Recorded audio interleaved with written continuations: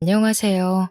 제주도에 남편과 함께 카페를 운영하며 살고 있는 35살 여자입니다. 자상한 남편과 귀여운 딸아이, 우리 세 가족은 알콩달콩 행복하게 살고 있어요. 제가 제주도에 내려온 지 7년 정도 되는데요. 사실 27살이 되던 해 조금 이른 나이에 이혼을 경험하고 제주도에 내려왔어요. 혼인신고를 하지 않아서 이혼이라고 할 것도 없지만요. 지금은 재혼해 믿음직한 남편, 그리고 사랑스러운 딸아이를 케어하는 평범한 가정주부고요. 동시에 20대 여성으로 쇼핑몰 피팅 모델이라는 직업을 갖고 있죠. 남들이 말하는 소위 연예인 뺨치는 외모이지만 원래부터 이렇지는 않았답니다. 원래는 체력도 좋지 않고 운동을 싫어했어요. 관심을 두지 않았죠. 먹어대기만 하는 통에 제 몸은 99에서 100 사이즈를 입을 정도로 몸이 뚱뚱했죠. 이를 악물고 다이어트를 해 건강한 삶을 살게 된 계기가 있습니다. 제가 제주도에 내려왔는지 왜 밀어날 정도로 독한 마음으로 다이어트를 했는지 궁금하지 않으세요? 지금부터 제 인생의 큰 오점이기도 한 그 이야기를 들려드릴까 해요. 저는 원래 서울이 고향이고 여느 집처럼 평범한 집에서 자랐어요. 공무원으로 근무하시는 아버지, 집에서 살림을 톡 부러지게 하는 우리 엄마. 엄마는 아버지와 자식들에게는 항상 따뜻한 밥을 먹여야 한다며 부지런을 떠셨는데 음식 솜씨도 좋아 이것저것 요리를 많이 해주셨거든요. 그리고 제가 어려서 몸이 약해 한약, 양약 등 안 먹어본 약이 없거든요. 어렸을 때는 힘없이 쓰러지기 일쑤였고 평소에도 힘이 없어 보인다는 말을 자주 들었습니다. 몸의 원기 회복을 도와주고 기력 보충을 해주는 한약을 어려서부터 먹었던 탓일까요? 몸이 쉽게 붓고 살이 잘 찌는 체질로 변하게 되더라고요. 통통하다 못해 제가 봐도 뚱뚱했지만 그게 살아가면서 흠이라고 느껴지진 않았습니다. 그렇다고 사람들의 시선을 아예 의식하지 않은 건 아니었어요. 저도 사람이니깐요. 그 일이 있은 후에는 생각이 바뀌게 되었죠. 시간이 흐르고 대학을 졸업하고 사회생활 목전을 앞둔 어느 날이었어요. 엄마와 장을 보러 동네 마트를 다녀오던 길에 저는 극심한 복통에 시달리게 되었습니다. 엄마는 서둘러 119에 전화를 하셨고 그 길로 응급실로 갔죠. 이런 통증이 있었을 텐데 이걸 어떻게 참았습니까? 엑스레이나 초음파상으로 볼 땐 담석증과 급성 충수염이 의심되네요. 조금만 늦었어도 복막염으로 응급수술할 뻔했네요. 수술을 하는 게 좋을 것 같습니다. 네? 한 번도 아픈 적은 없었어요. 그동안 이런 적이 없었는데 오늘 갑자기 너무 아팠는걸요. 다른 이상은 없는 건가요? 큰 문제는 아니죠. 그대로 둬봤자 좋을 것도 없고 2가지 경우가 한 번에 올 수는 있지만 초음파로 봤을 때 이 정도면 큰 편이에요. 아주 심각한 건 아니지만 어차피 수술해야 됩니다. 우선 진통제 놔드릴 테니 조금 버텨보시고 내일 아침에 다시 봅시다. 그렇게 다음날 오전 9시쯤 저는 수술을 받았습니다. 수술 후 2주 정도를 병원에 입원했어요. 수술을 하며 컨디션 회복이 잘 되지 않아 여러 검사를 받았는데 결과가 조금은 충격이었습니다. 제가 초고도 비만인데다가 몸의 염증 수치가 상당히 높다는 거예요.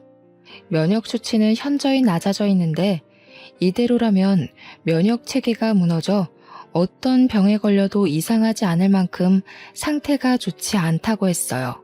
생각보다 많이 심각하네요. 몸이 어느 정도 회복되고 나면 운동도 하셔야 해요. 비만이 결코 좋은 것은 아닙니다. 여기서 더 심해지면 비만 질환으로 병원에서 살아야 할 수도 있어요. 약 처방해 드릴 테니 꾸준히 복용하시고 힘드셔도 운동하는 습관을 기르세요.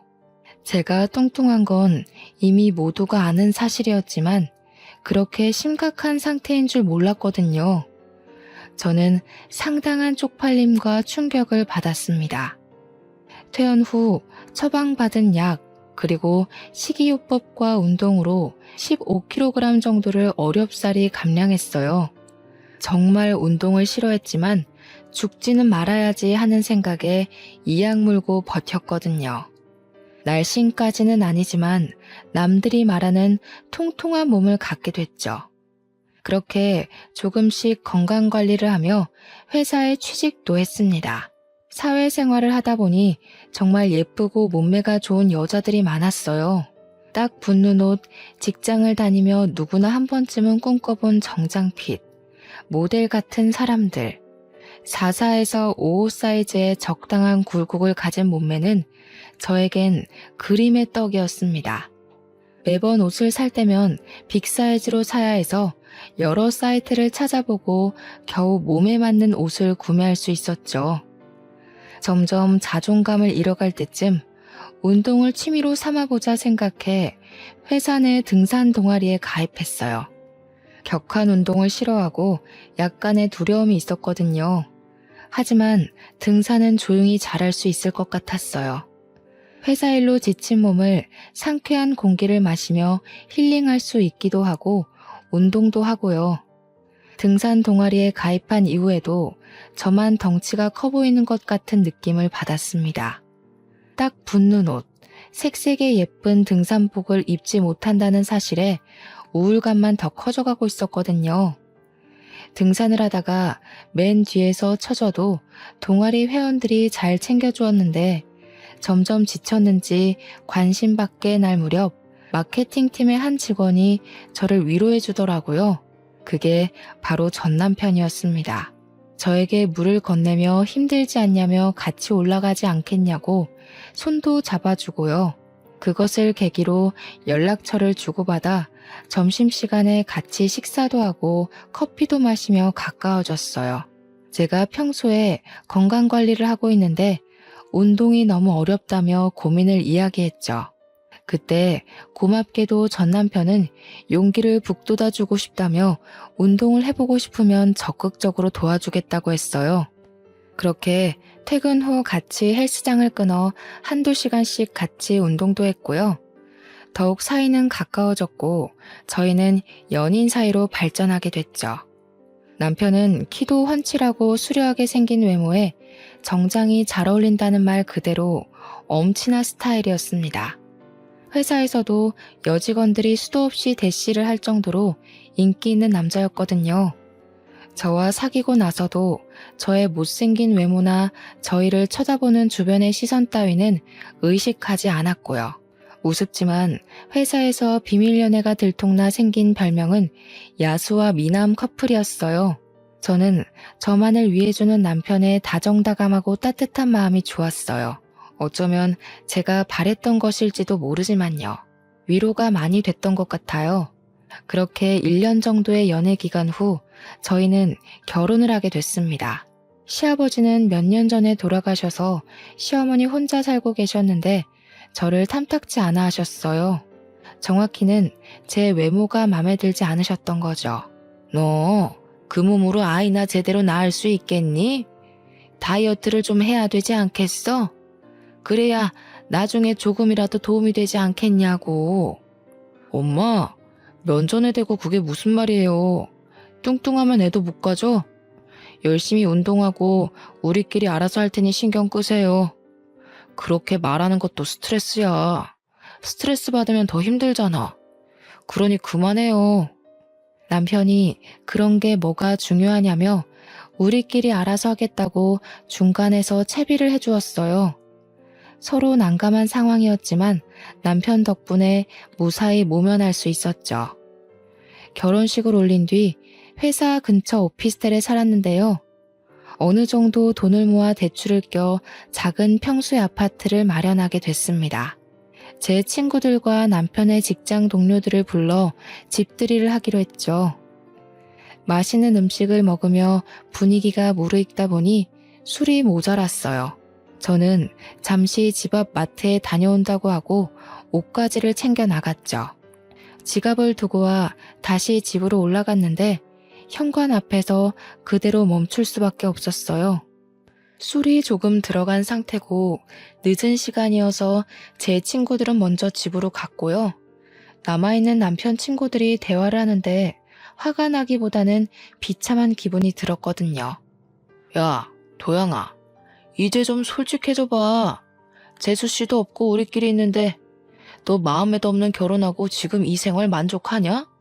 솔직히 재수씨 착한 거 빼면 볼 거 없잖아. 뭘 보고 결혼했어? 맞아. 너 지은이한테 거하게 차이고 나서 복수하고 싶어서 결혼한 거 모를 줄 알아? 그리고 솔직히 지금 애도 없는데 마음도 없으면 온전하겠냐고. 요즘에 이혼이 흠도 아니고 할 수 있을 때 하는 게 좋다고 본다 나는. 야, 너희들은 무슨 말을 그렇게 하냐? 그래도 미정이 심성이 착하고 고운 애야. 외모가 뭐가 중요해? 잘 살면 그만인데. 그리고 여기서 지은이 얘기가 왜 나오냐? 조심 좀 해. 말 나온 김에 조금 더 솔직해져 봐. 너 솔직히 지은이 아직도 못 잊고 있잖아. 아직도 연락하고 지내는 거 다 알아. 준규가 그러더라 임마. 결혼한 놈이 전 여자친구한테 미련 남아서 연락하는데 보기 좀 그렇다고. 그래, 그건 애들 말이 맞아. 결혼한 놈이 다른 여자랑 연락하는 게 말이 돼? 더군다나 그 여자가 전 여친이면 더더욱 안 되지. 너 재수씨한테 미안해서라도 그러면 안 되는 거야. 정리를 하긴 해야지. 지은이를 정리하던 재수씨를 정리하던 그건 너의 몫이니까. 저는 남편과 친구들이 하는 이야기를 듣고 당장이라도 소리를 치고 싶었습니다. 하지만 제 꼴이 우스워 보일까 눈물이 나오려던 걸 꾹 참았죠. 아무런 내색도 하지 않으며 지갑을 두고 왔다며 황급히 자리를 빠져나왔죠. 집에서 조금 떨어진 공원에 앉아 펑펑 울다 겨우 마음을 진정시켰고요. 저 지금까지 살아오면서 제가 뚱뚱한 건 알았지만 그것 때문에 상처받은 일은 없었거든요. 하지만 이번에는 정말 비참하고 제 자신이 초라하게 느껴지더라고요. 아무렇지 않은 척하느라 힘들었지만 어쨌든 술을 사들고 다시 집으로 들어갔답니다. 며칠 뒤 집들이가 끝나고 아직도 전 여자친구를 못 잊고 있나 하는 생각에 저는 하루라도 편히 잠을 잔 날이 없었어요. 이 사람이 결혼을 정말 후회하고 있나 하는 생각에 걱정도 되고 불안했거든요. 꿈을 꾸면서도 전 여자친구를 생각하는 것 아닌가 싶었고 이대로는 안 되겠다 싶었어요. 그래서 저는 남편이 잠든 틈을 타 휴대폰을 확인하게 되었죠.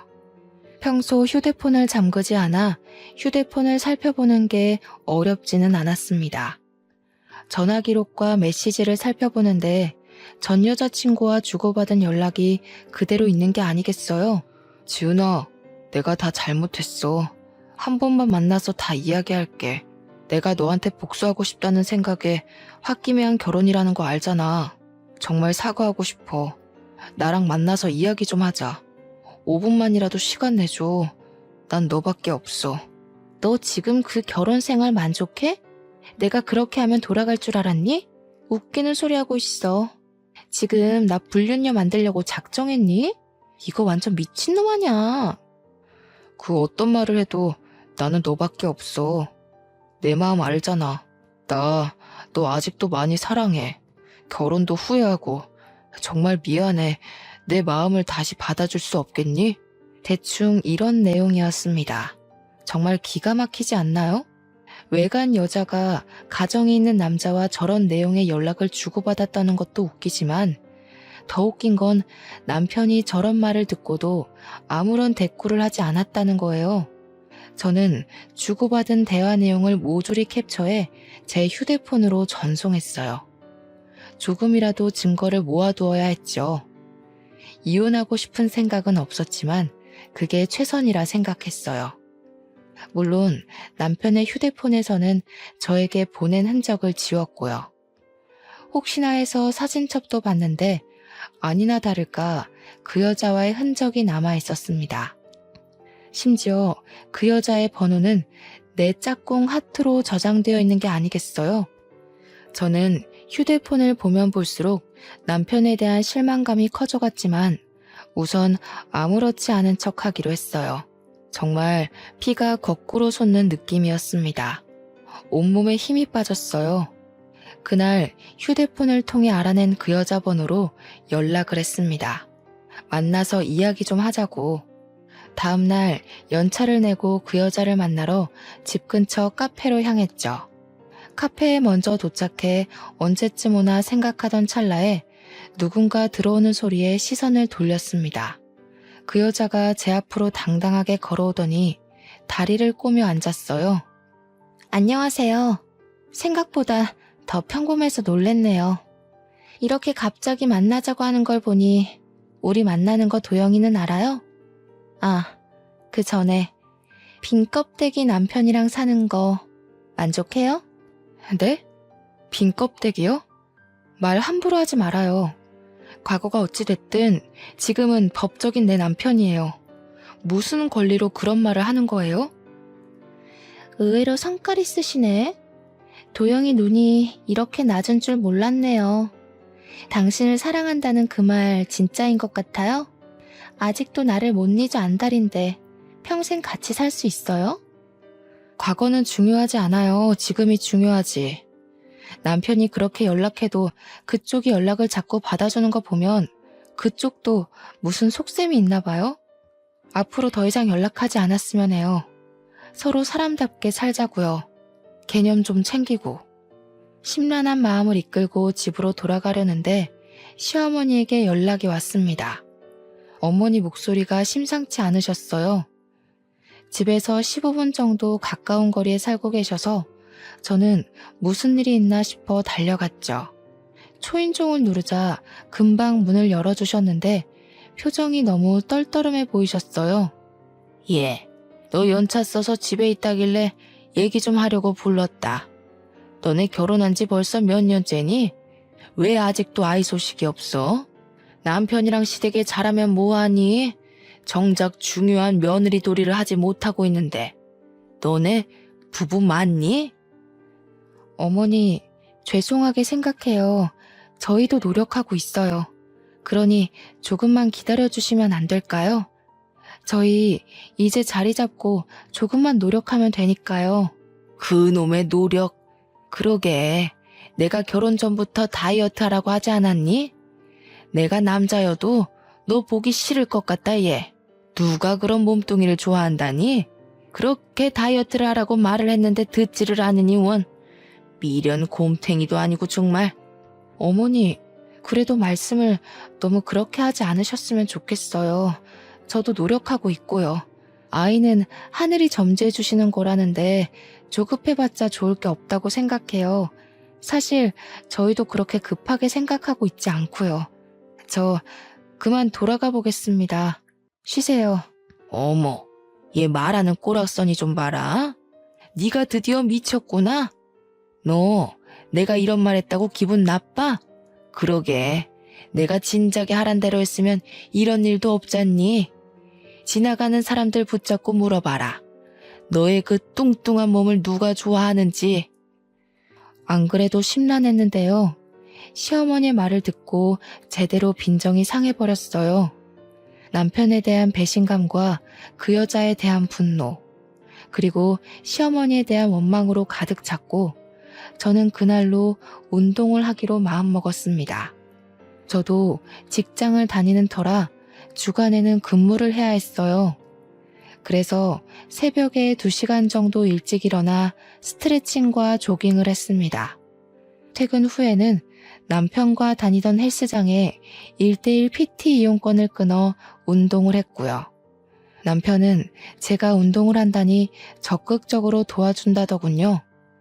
거절할 이유가 없던 저는 건강관리를 한다는 명목하에 다이어트 한약과 온갖 영양제를 몸에 쏟아붓기 시작했어요. 그리고 약간의 성형을 했고 철저한 식단 관리와 운동을 병행했죠. 악착같이 노력한 결과 1년 정도의 기간 동안 30kg 감량이라는 쾌거를 이룰 수 있었습니다. 소위 말하는 연예인 뺨치는 외모와 몸매를 갖게 됐죠. 처음에는 저를 바라보는 시선이 부러웠지만 점점 자신감을 되찾으며 당당해지기 시작했어요. 지금까지 도와준 남편이 고마웠지만 시어머니의 모욕적인 말과 제가 당했던 굴욕들, 그것을 생각하면 화가 치밀어 올랐어요. 용서도 안 됐고요.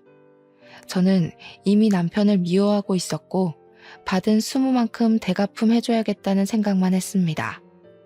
여전히 남편은 전 여자친구와 연락을 주고받고 있었거든요. 동창 모임이 있다며 나갔다 오면 꼭 외박을 했는데 안 봐도 비디오지 않나요? 이미 저로서는 남편에 대한 신뢰가 땅에 떨어질 대로 떨어진 뒤였죠.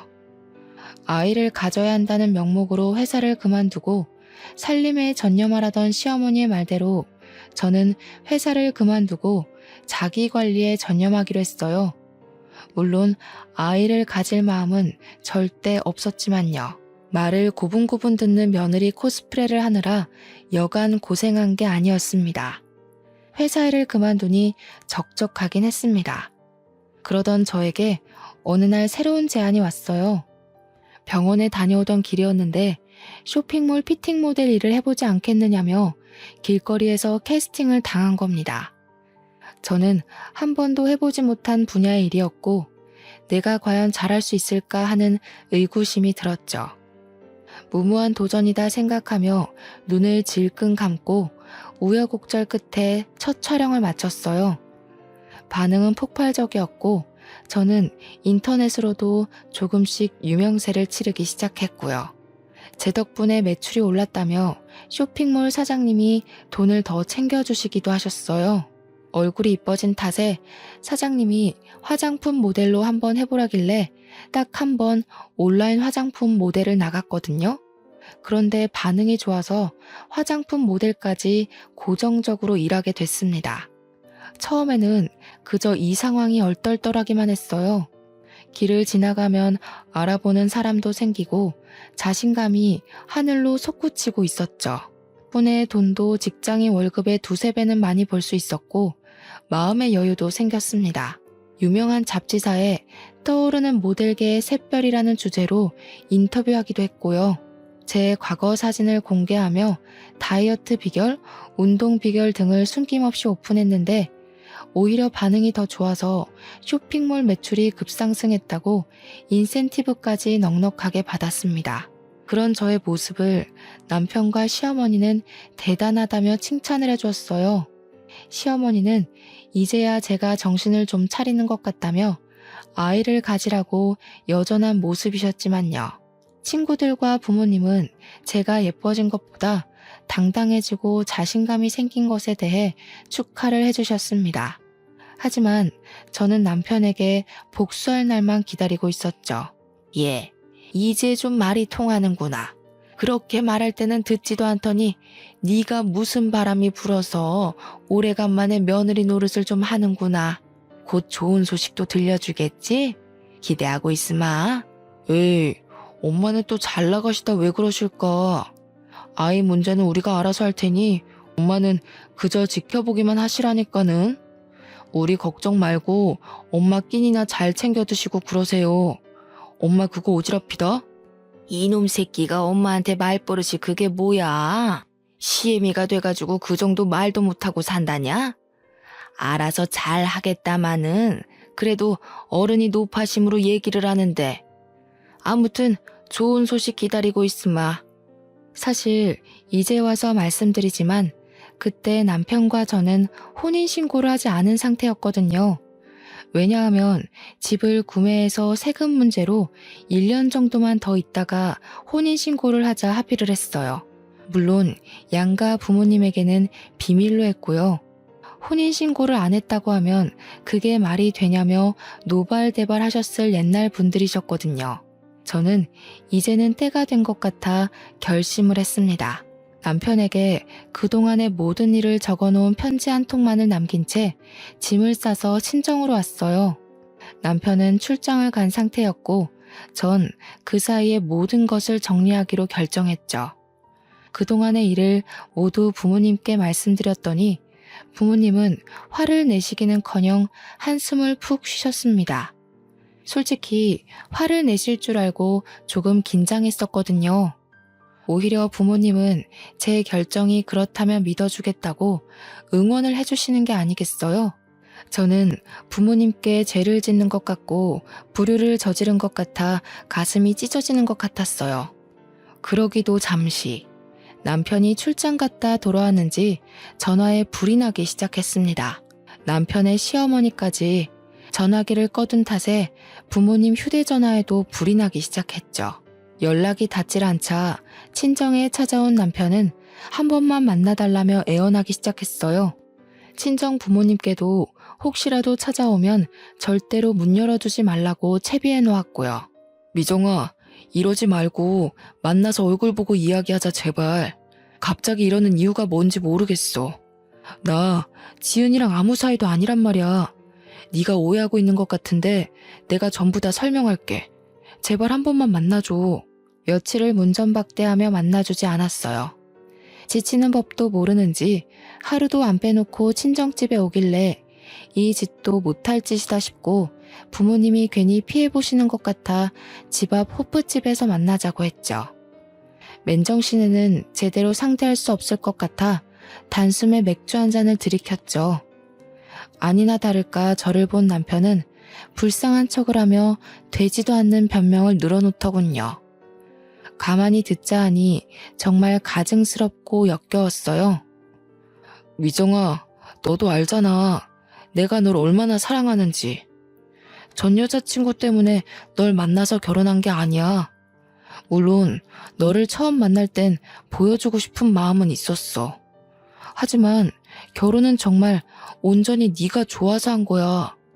제발 날 믿어줘. 어떻게 하면 마음을 돌릴래? 뭐? 사랑? 웃기는 소리 하고 있네. 내가 무슨 마음으로 독하게 다이어트 했는지 알아? 이게 다 당신이랑 어머니 때문이라고. 아직도 모르겠어? 날 그렇게 무시하고 짓밟을 때는 언제고 이제 와서 사랑 타령이야? 그게 무슨 말이야? 사랑 타령? 그리고 왜 갑자기 여기서 엄마 이야기가 나와? 알아듣게 좀 이야기해. 엄마가 너한테 무슨 짓을 하기라도 했어? 왜 가만히 있는 우리 엄마까지 들먹여? 엄마가 애 낳으라고 한 것 때문에 그래? 어른이 그 정도 말은 하실 수도 있는 거지. 이 와중에 시어머니 이야기를 하니 발끈하며 감싸는 모습을 보고 그나마 남아있던 정도 뚝 떨어지더라고요. 지금 상황에서 누가 갑인지 모르는 것 같았어요. 어떻게 하면 저렇게 멍청한 말을 할 수 있을까 의구심이 들었죠. 저 같으면 무조건 미안하다고 싹싹 빌었을 건데 자기 엄마 편을 들고 앉아있는 꼴이라니 더 이상 말할 가치가 없었습니다. 도영씨, 아직 정신 덜 차렸구나. 나랑 결혼 생활하면서 그 여자한테 찝쩍거린 건 뭔데? 지금까지 연락 주고받는 거 내가 모를 줄 알았어? 내가 바보니? 너 집들이 하던 날 친구들이 하는 소리 듣고 가만히 있더라? 내가 그때 얼마나 비참했는지 알아? 네가 알기나 하냐고. 아니 그게 아니라 미정아, 내가 이렇게 빌게. 나 한 번만 봐주라. 솔직히 결혼 전엔 네가 못생겨서 정이 안 생겼어. 그건 인정해. 그런데 결혼하고 네가 환골탈태한 모습을 보니 생각이 달라지더라고. 이건 어쩔 수 없는 남자의 본능이야. 그러니 이해해 줄 수 없겠어? 본능? 본능 같은 소리 하고 있네. 당신 미쳤구나 진짜? 내가 그 여자 대용이었어? 내가 재활용품이니? 날 고작 그런 취급하려고 나랑 만나서 결혼까지 한 거야? 그래, 이제 이뻐지니까 나한테 조금 미련이 생겼나 보지? 그러게, 처음부터 엄마가 살 빼라고 했으면 내가 지은이한테 연락할 일은 없지 않았겠어? 이건 너도 잘못이 있는 거야. 그러니 우리 서로 좋은 게 좋은 거라고 다시 예전으로 돌아가자, 어? 나랑 살면서 그 여자한테 찝쩍댄 거? 이해한다 쳐. 그래, 1000번이고 10,000번이고 이해해줄게. 너 차여서 나한테 들러붙은 거라며? 그럼 이해하기가 조금 쉽겠네. 어차피 아무 사이도 아니니 나한테 거하게 차였다고 생각해. 다른 여자 구해서 그 여자한테 정이라도 붙여보던가. 정말 얼토당토 않는 말이지 않나요? 어쩜 그렇게 아무렇지 않게 뻔뻔한 말을 내뱉을 수가 있는지 의문이었습니다. 머리를 열어 속을 들여다보고 싶었어요. 저는 제가 고작 그딴 취급을 받았다는 사실에 화가 머리 끝까지 났죠. 제 앞에 있던 맥주잔을 들어서 남편 얼굴에 확 부어버리고 소리치고 나왔어요. 너 따위 때문에 뺀 내 살들이 아까워. 그럼 이제라도 그 잘난 전 여자친구 만나서 결혼 생활 시작하면 되겠네. 너랑 나랑 무슨 사이라도 돼? 우리 어차피 혼인신고도 안 했으니 네 마음대로 해. 이후로도 전 남편은 전화, 문자, 심지어 인터넷으로도 미친 듯이 연락을 하기 시작했습니다. 제가 전부 무반응으로 대처하니까 이번에는 시어머니가 연락을 해오더군요. 얼굴 보며 만나서 이야기하자는 말에 드러나 보려고 시댁 근처 카페로 갔죠. 카페에 들어가기 전 앉아있는 시어머니를 가만히 쳐다봤어요. 딱 봐도 어떻게 구슬려야 애가 돌아올까 하는 표정이 한눈에 봐도 느껴집니다. 저는 더 이상 휘둘리지 않을 자신이 있었기에 마음을 가다듬고 당당하게 카페 안으로 들어섰어요. 여차하면 머리채도 잡히겠구나 각오하고 예상하면서요. 잘 지내셨죠? 저는 도영 씨랑 이야기가 끝난 걸로 아는데요. 도영 씨한테 전해들은 이야기 없으신가요? 저한테 더 하실 말씀이라도 있으신가요? 설마 여기서 더 살 빼라는 말씀하시려고 온 건 아닐 테고. 예, 너는 정신이 있는 애니 없는 애니? 이혼이 그렇게 쉽니? 어떻게 종이에 띡 몇 자 끄적여놓고 집 나가서는 이혼하자는 말이 그렇게 쉬워? 부부싸움은 칼로 물베기라지만 그래도 네가 이러면 안 되는 거야. 솔직히 네가 진작에 관리하고 남자 마음을 사로잡을 줄 알았으면 이런 일도 없었다. 쉽냐고요? 저한테는 쉽죠. 어려울 것도 없는데요. 말이 나와서 얘기하는데요. 도영 씨랑 저 어차피 혼인신고도 안 한 사이인데요? 그냥 사귀다가 헤어진 거죠. 아니, 정확하게 말하자면 제가 도영 씨를 찬게 되나요?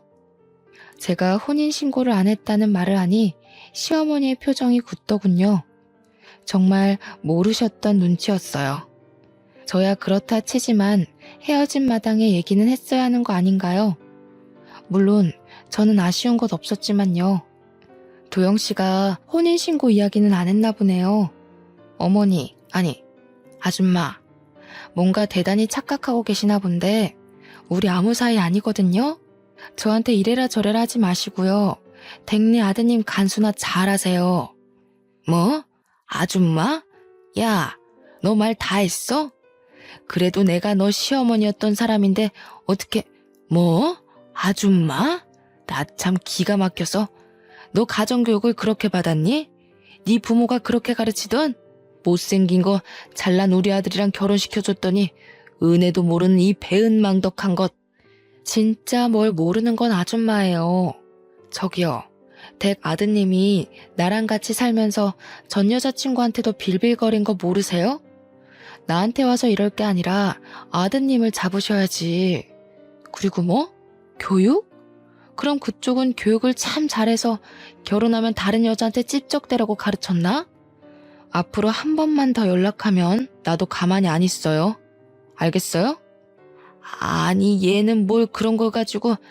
그러지 말고 내가 다 잘못했으니 다시 올라오거라. 도영이 어디에 한눈 못 팔게 잘 잡고 있을 테니까 나 믿고 다시 시작하자꾸나. 내 약속하마.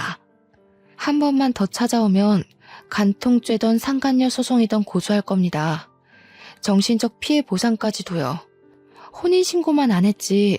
주변 사람들은 이미 결혼식 왔다 갔고 집들이 됐고 집도 같이 샀고 그 사람들이 다 증인이에요. 어디 한번 물어볼까요? 버젓이 아내가 살아있는데 전 여자친구 못 잊어서 만나러 다니는 불륜남 어떻게 처리할지? 아니 미정아, 무슨 말을 그렇게 하니? 그러지 말고 내 이야기 좀 들어보렴. 내가 조금 전에는 흥분해서 막말을 했어. 실수했다가 서로 살아가면서 실수를 한 번쯤 하길 마련이야. 서로 이해하며 넘어가 줄 수는 없겠니? 친척들 얼굴은 어떻게 보고 또 도영이가 망가져가는 꼴을 나더러 어떡하라는 소리니. 그건 아줌마가 알아서 하셔야죠. 그것까지 제가 신경 써야 될 이유가 있나요? 저한테 그렇게 살 빼라 애가져라 했던 분은 어디 가셨어요? 이제 주제 파악 좀 되셨으면 댁에 돌아가셔서 아드님 회초리를 치시던지 가둬놓고 패시던지 정신 좀 차리라고 해주실래요?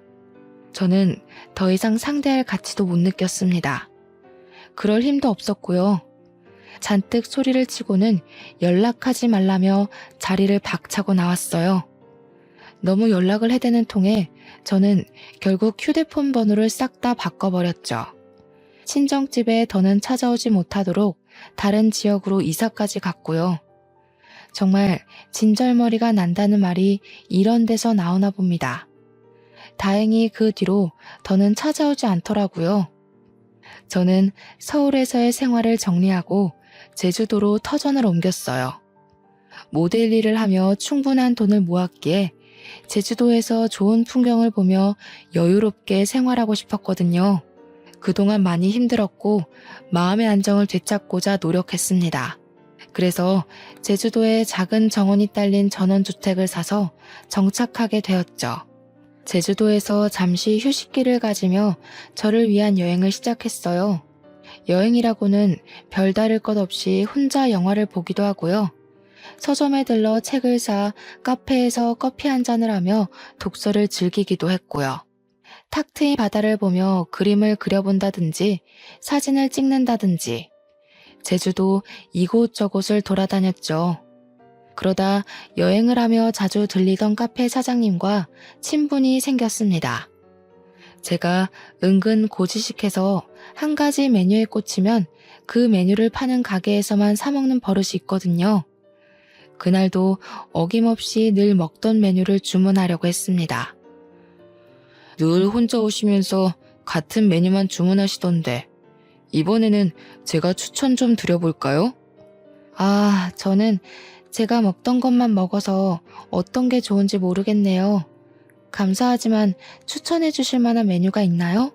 무가당 주스만 드시길래 이번에는 달달한 커피 한번 추천해드리고 싶은데요. 따뜻한 바닐라 크림 라떼 어떠세요? 제가 제일 추천드리는 메뉴예요. 그 일을 계기로 카페에 자주 방문하며 사장님과 많은 이야기를 하게 됐습니다. 나이는 저보다 5살 많았고 원래 제주도가 고향인 사람이었습니다. 대화를 하다 보니 이야기를 경청해 주시는 모습이 마음이 참 따뜻한 사람인 걸 느꼈어요. 저에게 제주 생활을 하며 불편한 것이 있으면 얼마든지 터놓고 이야기하라고 해주셨고 실제로도 많이 챙겨주셨죠. 카페에 자주 방문하며 사장님과 많은 이야기를 나누게 되었는데요.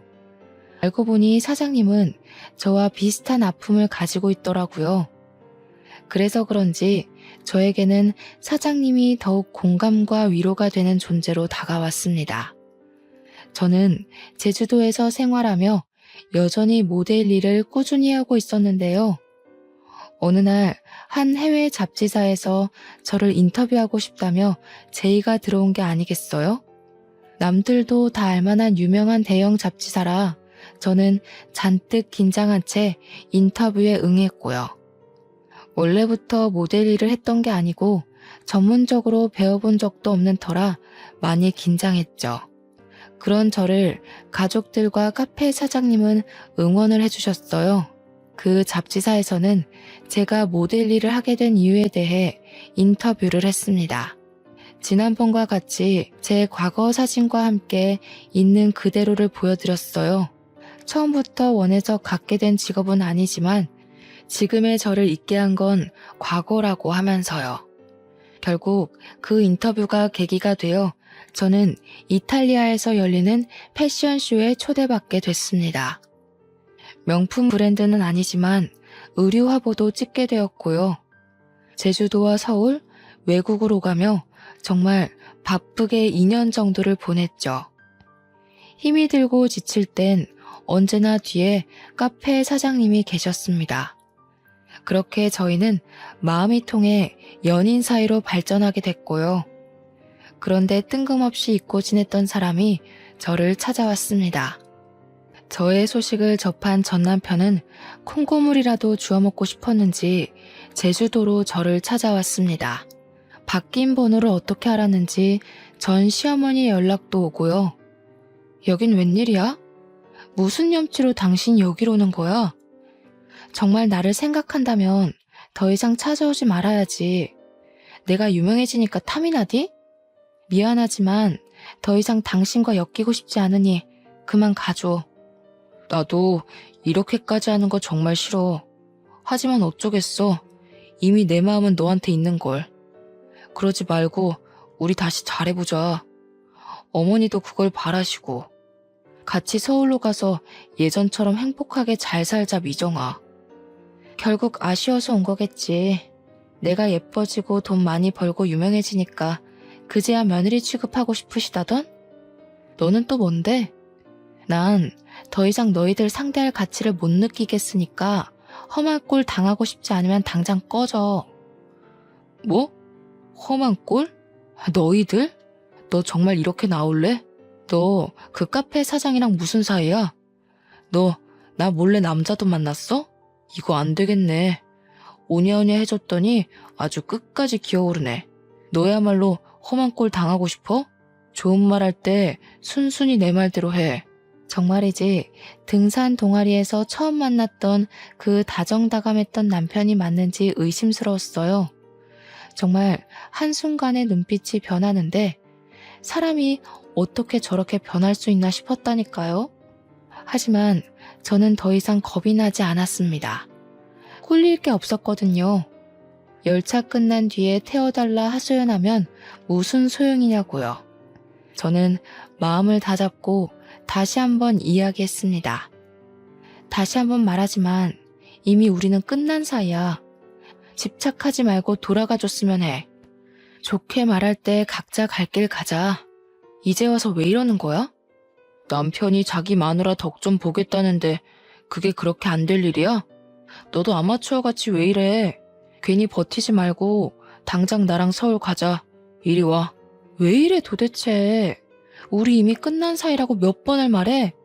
너와 나 혼인신고도 안 한 남이었어. 아니, 남보다 못한 사이였지. 일말의 양심이라도 있으면 이렇게 찾아오면 안 되지. 이거 나 놓으라고. 전 남편이 갑자기 제 손을 잡아 끌며 막무가내로 데리고 가려는 게 아니겠어요? 정말 이러다 무슨 일이 나겠다 싶었습니다. 점점 힘은 빠져가고 거의 전 남편에게 끌려가다시피 실랑이를 하고 있는데 카페 사장님이 나타나셔서는 남편에게 주먹을 휘두르셨어요.